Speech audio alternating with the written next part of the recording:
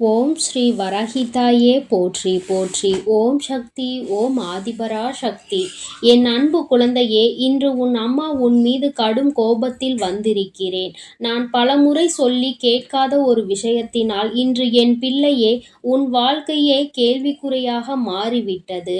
என் தங்கமே, நான் எத்தனையோ அறிவுரைகளை சொல்லியும் எத்தனை வழிகளை காண்பித்து கொடுத்தும் அதையெல்லாம் நீ பின்பற்றாமல் என் பிள்ளை இன்று நீ அனுபவித்துக் கொண்டிருக்கின்ற இந்த கஷ்டங்களினால் உன் மனது மட்டும் வேதனைப்படவில்லை.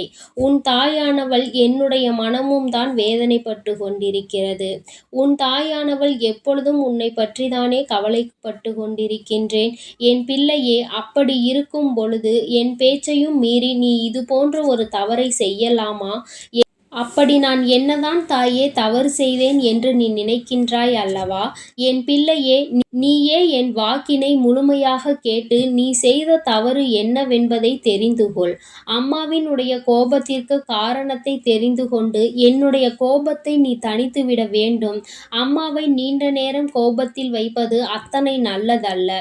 இந்த தாயினுடைய கோபம் உச்சத்தை தொட்டுவிட்டது என்றால் நிச்சயமாக இந்த தாயானவள் அதன் பிறகு உன்னை காண வருவது சற்று சந்தேகம்தான். என் பேச்சை கேட்கவில்லை என்றால் இந்த தாயானவளுக்கு கோபம் வருவது உண்மைதானே? அது நியாயம்தானே என் பிள்ளையே? அதனால் என் வாக்கினை கேட்டு என் கோபத்திற்கு காரணத்தை தெரிந்து கொண்டு உடனே அதை நீ சரி செய்ய வேண்டும். என் பிள்ளையே, இந்த வாழ்க்கையில் உனக்கு நடந்து கொண்டிருக்கின்ற சில பிரச்சனைகள் உன்னை ஒரு காலத்தில் அத்தனை உச்சக்கட்ட வேதனைகளில் தள்ளியது. உன்னை மட்டும் அல்ல, உன்னுடைய குடும்பத்தாலும் மறக்க முடியாத அளவிற்கு வேதனையை கொடுத்தது. என் தங்கமே, உன் குடும்பம் என்றால் எல்லோரும் சார்ந்தது தானே? அப்படி இருக்கும் பொழுது ஒருவரின் மனதை வேதனைப்படுத்தியவர்களை, உன்னோடு இருக்கின்ற ஒருவரை கண்ணீர் சிந்த வைத்தவர்களை, அதுவும் அவர்கள் பக்கம்தான் தவறு என்று தெரிந்த பிறகும் நீ நல்ல உறவை அவர்களோடு வளர்த்து கொள்வது தவறு அல்லவா?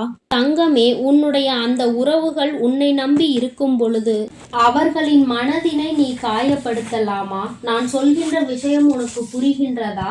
இன்னமும் உனக்கு தெளிவாக சொல்ல வேண்டும் என்றால் என் பிள்ளையே, உன்னுடைய குடும்பத்திற்கும் இன்னொருவருக்கும் கருத்து வேறுபாடுகள் இருந்தது. அதில் அவர்கள் பேசக்கூடாத வார்த்தைகளை எல்லாம் பேசி உன் குடும்பத்தில் இருப்பவர்களை மனம் வேதனை அடைய செய்தார்கள். ஏன் கண்ணீரை சிந்த வைத்து விட்டார்கள். அப்படி இருக்கும் பொழுது நீயும் அந்த நேரத்தில் அவர்களோடு உன் குடும்பத்திற்கு ஒத்துழைப்பாக இருப்பது போல இருந்துவிட்டு அவர்களுக்கு நீ நம்பிக்கையை கொடுத்துவிட்டு அதன் பிறகு இப்பொழுது அந்த எதிரிகளோடு நல்ல பிள்ளை போல பேசுவது சரியாகுமா? என் தங்கமே, நீ நினைக்கலாம், அம்மா தவறு செய்தவர்கள் அதை திருத்திக் கொள்ள வாய்ப்புகள் இருக்க வேண்டியது தானே? அதை செய்வது தவறா என்று நீ கேட்கலாம். இவர்கள் அந்த தவறை உணர்ந்துதானே பேசுகின்றார்கள். அப்படி இருக்கும் பொழுது நான் பேசுவதனால் என்ன தவறு என்று என் பிள்ளை நீ கேட்கலாம். என் தங்கமே, உண்மையில் சொல்ல வேண்டும் என்றால் தவறு செய்தவர்கள் திருந்துவார்கள் என்பது 100% உண்மை கிடையாது. அது நம்பவும் கூடாதது. ஏன் தெரியுமா? ஒருவரை கஷ்டப்படுத்துவது என்பது வேறு, கண்ணீர் சிந்த வைக்கின்ற அளவிற்கு தள்ளுவது என்பது வேறு.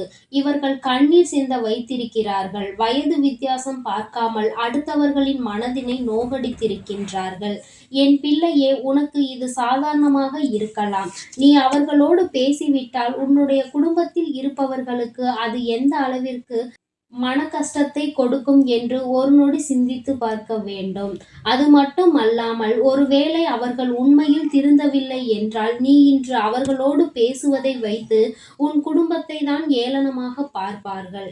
இவர்கள் குடும்பத்திற்குள்ளேயே ஒற்றுமை இல்லை என்று உன் குடும்பத்தை பார்த்து ஏளனமாக சிரிப்பார்கள்.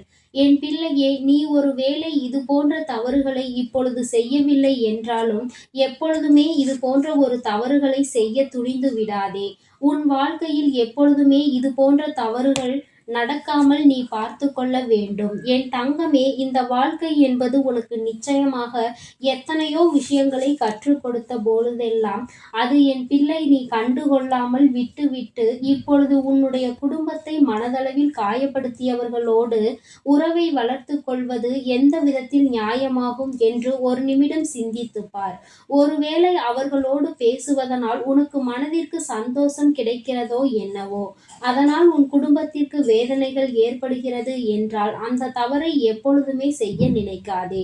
அவர்கள் அன்று உன்னுடைய குடும்பத்தில் உள்ளவர்களை எல்லாம் மனவேதனை அடைய செய்ததோடு மட்டுமல்லாமல், இனி எந்த ஒரு காலம் முழுவதும் இவர்களோடு பேசவே கூடாது என்கின்ற எண்ணத்தை உருவாக்கியவர்கள்.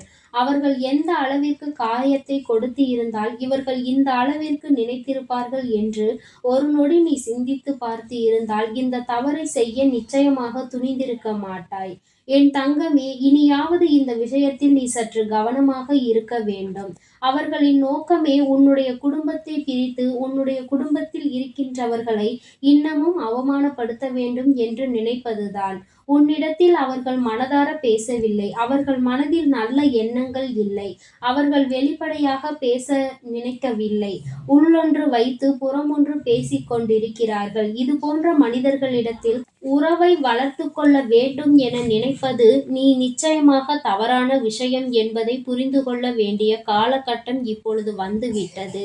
என் பிள்ளையே, இனியாவது இந்த வாழ்க்கையில் உன்னை சுற்றி நடக்கின்ற விஷயங்களை பற்றியெல்லாம் சரியாக புரிந்து கொண்டு, இனி நடப்பது எல்லாம் உன்னுடைய நன்மைக்கு தான் என்பதை தெரிந்து கொண்டு, இனிமேலாவது உன்னுடைய குடும்பத்தை மீறி எந்த ஒரு செயலையும் செய்ய துணியாதே.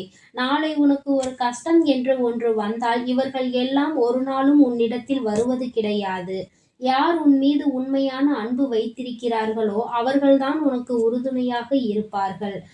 நான் குடும்பம் என்று சொல்வது உன்னை சுற்றி இருக்கின்ற உறவுகளை பற்றி சொல்லவில்லை. உன் வீட்டில் இருக்கின்றவர்கள், உன்னை பெற்றவர்கள், உன்னுடன் உடன் பிறந்தவர்கள் என்று உன்னை மட்டுமே சார்ந்தவர்களை பற்றி தான் அம்மா பேசிக் கொண்டிருக்கின்றேன்.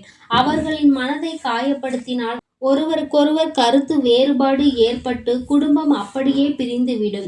குடும்பத்தில் நிம்மதி இல்லாமல் போய்விடும். இப்படி நிம்மதி இல்லாமல் போவதற்கு பதிலாக என் பிள்ளையே, இந்த வாழ்க்கையில் உனக்கு செய்ய நினைக்கின்ற பல விஷயங்களை நீ துணிந்து செயல்பட்டு உன்னுடைய குடும்பத்தில் இருப்பவர்கள் மனதினை காயப்படுத்தாமல் அவர்கள் முன்னால் நல்லபடியாக வாழ்ந்து காட்டிவிட வேண்டும் என்றல்லவா நீ நினைக்க வேண்டும்.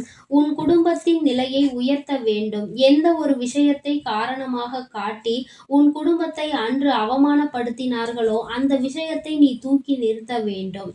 என் குடும்பத்தை பற்றி பேசுவதற்கு நீங்கள் யார் என்று அவர்கள் முன்னிலையில் நீ வாழ்ந்து காட்ட வேண்டும் அல்லவா?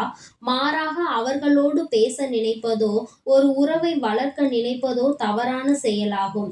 அம்மாவின் கோபத்திற்கு காரணத்தை தெரிந்து கொண்டாயா?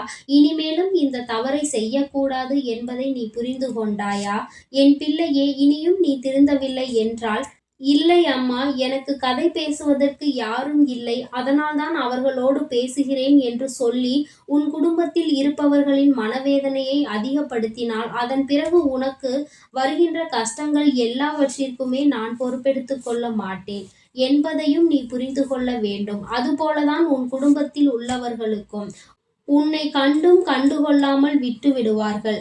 தேவையற்றவர்களோடு சேர்ந்து தேவையில்லாத எண்ணங்களை வளர்த்து கொண்டு இந்த மனிதர்களுக்காக உன்னுடைய நல்ல உறவுகளை ஒருபொழுதும் இழந்து விடாதே. அவர்கள் உனக்கு கெடுதலை மட்டுமே செய்ய நினைக்கின்றார்கள். உள்ளொன்று வைத்து புறமொன்றாக பேசுகிறார்கள். இந்த மனிதர்களிடத்தில் அதிக கவனத்தோடு நீ இருக்க வேண்டும். உன்னுடைய வார்த்தைகள் நிச்சயமாக மற்றவர்களின் மனதை ஒரு நாளும் காயப்படுத்திவிடக் கூடாது. உனக்கு உன்னுடைய குடும்பத்திற்கும் எப்பொழுதுமே நீ துணையாக இருக்க வேண்டும். உன்னை காப்பாற்ற இந்த தாயானவள் நான் இருக்கிறேன் என்பதை நினைவில் வைத்து கொண்டால் இனி ஒருபோதும் இது போன்ற தவறுகளை செய்ய மாட்டாய். இனிமேலாவது உன்னை திரித்து கொண்டு நல்ல பிள்ளையாக நீ இருக்க வேண்டும்.